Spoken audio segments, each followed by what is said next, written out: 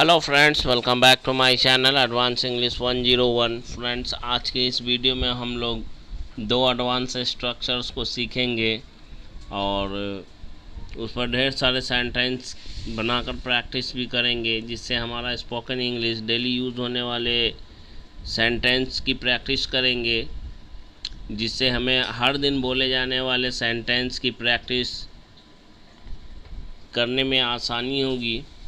और ये स्ट्रक्चर्स आपको सभी जगह और सभी वीडियो में देखने को नहीं मिलेंगे, ये हमारी गारंटी है।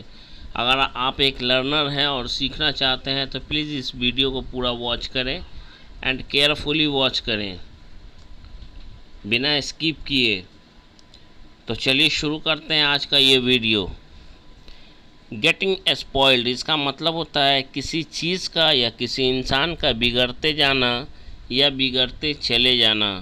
स्ट्रक्चर है subject plus helping verb plus getting spoiled plus other words. हमारा पहला सेंटेंस है, तुम्हारा बेटा बिगड़ता जा रहा है। इस तरह के सेंटेंस में, गेटिंग स्पॉइल्ड से बनने वाले सेंटेंस में आपको एक चीज़ कॉमन मिलेगा, वो होगा बिगड़ता जा रहा है या बिगड़ता जा रहा है, ये कॉमन मिलेगा। Your son is getting spoiled, तुम्हारा बेटा बिगड़ता जा रहा है। क्योंकि ये प्रेजेंट कॉन्टिन्यूअस टेंस का है, इसलिए आईएनजी का यूज़ होता है इसमें। तो इसमें गेटिंग स्पॉइल्ड यूज़ हुआ है। वह बिगड़ता जा रहा था, पास्ट कॉन्टिन्यूअस का है, तो he was getting spoiled, he was getting spoiled, वह बिगड़ता जा रहा था। उसके बच्चे दिनों दिन बिगड़ते जा रहे थे, ये भी पास्ट कॉन्टिन्यूअस का है। Subject plus was verb plus verb की आईएनजी फॉर्म का यूज़ करते हैं इसमें। His children were getting spoiled day by day। गेट ही हमारा इस स्ट्रक्चर में अकॉर्डिंग टू टेंस चेंजेबल होगा। ध्यानपूर्वक सुन लें, गेट ही हमारा चेंजेबल है, गेट ही चेंज होते रहेगा अकॉर्डिंग टू टेंस। उसकी आवाज़ दिनों दिन बिगड़ती चली गई। ये सिंपल पास्ट का है। His voice got spoiled day by day, his voice got spoiled day by day. अब वह लड़का अब पूरी तरह से बिगड़ चुका है। चुकी है, चुके हैं के लिए हम लोग कौन सा स्ट्रक्चर यूज़ करते हैं? सब्जेक्ट प्लस हैज़ या हैव प्लस वर्ब की third form plus object plus other word का यूज़ करते हैं। Now that boy has got spoiled completely. ये तो बात थी गेट स्पॉइल्ड की। अब बात हम लोग करते हैं स्पॉइल की, जो एक वर्ब है जिसका मतलब होता है बिगाड़ना। अब आइए, अब हम लोग स्पॉइल के लिए सेंटेंस तैयार करते हैं।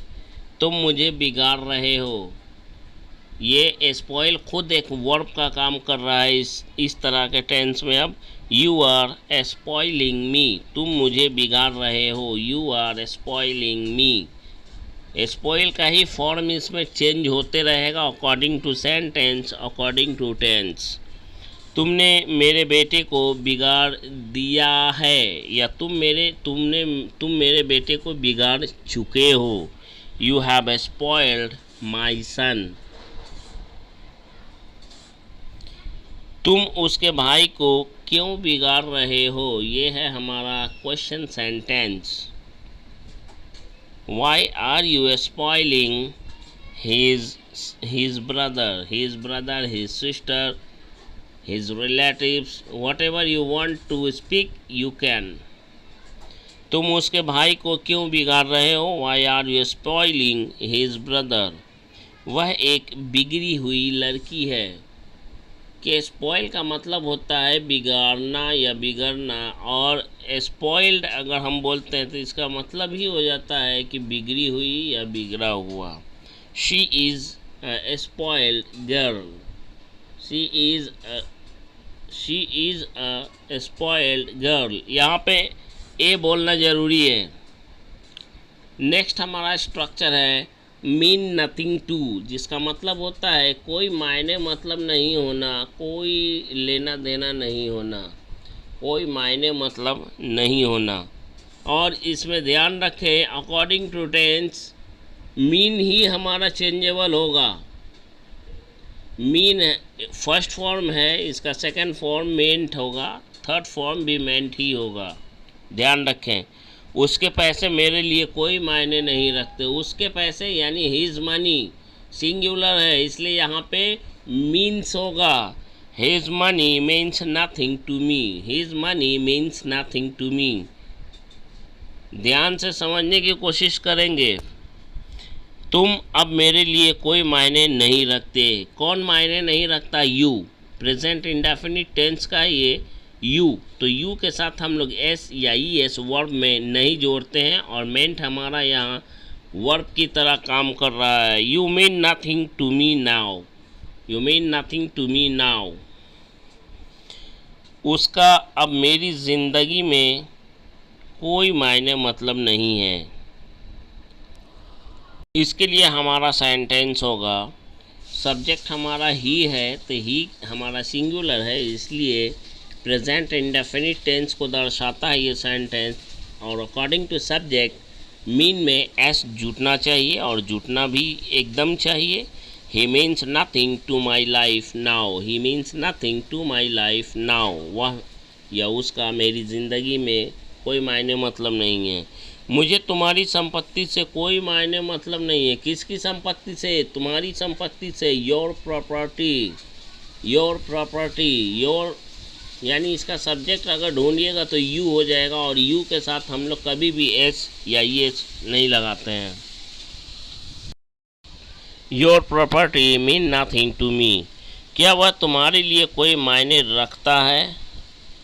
कौन मायने रखता है? वह, यानी सब्जेक्ट क्या है? ही है, इसलिए एस या ई एस जरूर लगेगा। और यहाँ पे क्वेश्चन सेंटेंस से डू डज से शुरू होगा, तो does he mean nothing to you, does he mean nothing to you.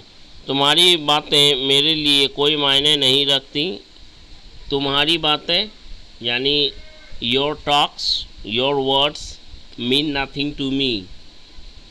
Your talks नहीं रखती थी, सॉरी नहीं रखती थी, ये सिंपल पास्ट का है, इसलिए मीन की जगह पे मेंट होगा। Your talks meant nothing to me, your talks meant nothing to me.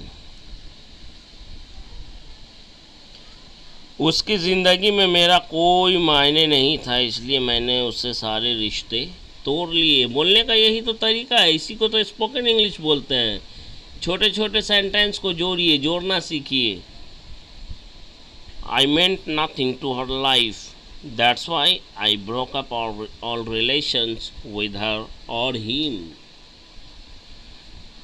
I meant nothing to her life. उसकी ज़िंदगी में मेरा कोई मायने मतलब नहीं था। That's why, इसलिए I broke up all relations with her. मैंने उससे सारे रिश्ते नाते तोड़ लिए। I hope कि ये वीडियो आपको अच्छा पसंद आया होगा। अगर पसंद आया है मेरे भाई तो प्लीज़ दिल खोल कर लाइक करें, शेयर करें, सब्सक्राइब करें, कमेंट करें। नहीं तो मजबूरन, अब मैं एक बार फिर बोल रहा हूँ, मजबूरन मुझे इस चैनल को बंद करना पड़ेगा। मैं आपके लिए बहुत कुछ करने की कोशिश कर रहा हूँ, शायद आप लोग हमारे लिए, हमारे बारे में कुछ नहीं सोच रहे हैं। बहरहाल, that's all for today's video. See you tomorrow in the next video. For till then, goodbye and take care of yourself, and thanks for watching this video. Keep watching and keep practicing.